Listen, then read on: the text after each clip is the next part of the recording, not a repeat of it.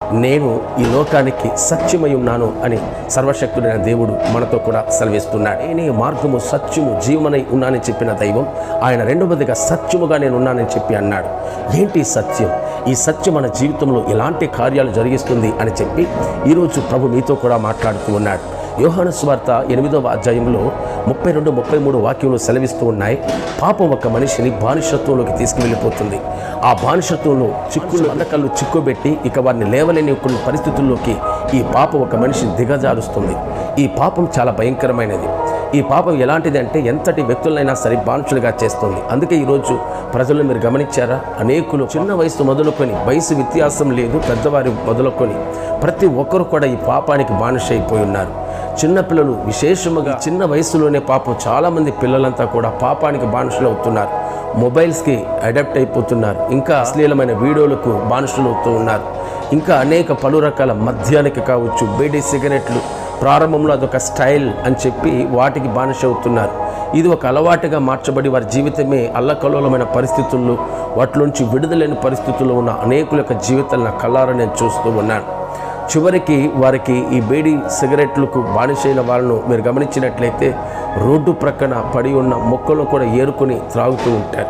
అంటే అంతలా ఆ పాపం వాళ్ళని బానిసలుగా చేసేసింది. సమయానికి వాళ్ళు త్రాగడం కావచ్చు, లేదంటే ఆ యొక్క మద్యాన్ని సేవించడం కావచ్చు, చేయకపోతే వారి తల మొదలుకొని అరికాల వరకు ఆ షివరింగ్ వచ్చేస్తుంది. అలాంటి బానిసపు బ్రతుకు ఈరోజు చాలామంది బ్రతుకుతూ ఉన్నారు. నా దేవుడు అంటున్నాడు, సత్యమును గ్రహించుడి, సత్యం మిమ్మల్ని స్వతంత్రులుగా చేయను. ఈరోజు యేసుక్రీస్తు నామంలో యేసుక్రీస్తు లోకానికి రావడానికి ప్రధానమైన కారణం మిమ్మల్ని విడిపించడానికి, ఆ యొక్క పాపపు సంఖ్యల నుంచి మిమ్మల్ని విడుదల చేయడానికి, ఆ పాపపు బానిసత్వం నుంచి మిమ్మల్ని విడుదల చేయడానికి యేసుక్రీస్తు లోకానికి వచ్చాడు. హల్లెలూయా. నా ప్రియ సహోదరి సహోదరుడా, ఈ కార్యక్రమాన్ని చూస్తున్న నీ జీవితంలో ఏదో ఒక పాపానికి నువ్వు బానిస ఉండొచ్చు. కొంతమంది స్త్రీ వ్యామోహంలో బానిస అయిపోతూ ఉన్నారు. కొంతమంది లోకపరమైన కార్యాలకు బానిస అవుతున్నారు. కొంతమందికి పేకాటుకు బానిసలు అవుతున్నారు. గంజాయి లాంటి డ్రగ్స్ లాంటి వాటికి బానిసలుగా మారుతూ ఉన్నారు. కొంతమంది ఇలాంటి బీడీ సిగరెట్ లాంటి కార్యాలకు బానిసలైపోతున్నారు. ఒకవేళ ఈ కార్యక్రమాన్ని చూస్తున్న నీవు అది ఏ పాపమైనా కావచ్చు, లోక కార్యాలు కావచ్చు, ఏదో ఒక కార్యానికి నువ్వు బానిస ఉండవచ్చు. యేసుక్రీస్తు నామములో ఒక శుభవార్త చెబుతున్నాను. ఆ పాప బానిస సంఖ్యల నుంచి నేను విడిపించి సర్వశక్తిమంతుడైన క్రీస్తు యేసుని జీవితాన్ని మిమ్మల్ని పైకి లేవనెత్తాలని నా దేవుని యొక్క ఆశ. అందుకే సత్యమైన దైవం ఈ లోకానికి మానవుడిగా పుట్టాడు.